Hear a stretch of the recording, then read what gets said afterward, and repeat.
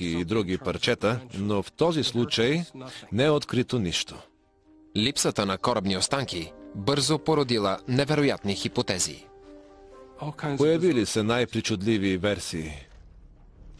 Един вестник в столицата Вашингтон допуснал, че съдът е превзет и превърнат в пиратски кораб, който плава по Амазонка, а според други, параходът е бил потопен от немска подводница. Някои вестници в страната дори публикували снимки на изполински морски създания, подобни на октоподи, които потапят кораба. Марвин се посветил изцяло на разбулване на загадъчната съдба на Сайклопс. Той издирил всички документи и сведения, свързани с кораба. И днес, след десетилетия на щателни изследвания, той смята, че е открил фатален недостатък в конструкцията на кораба.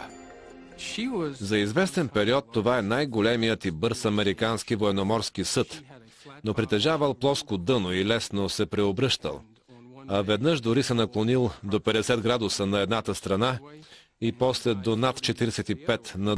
Предвид огромната и площ и дълбочина, не се очудваме, че повечето изчезнали кораби и самолети в триъгълника не са открити.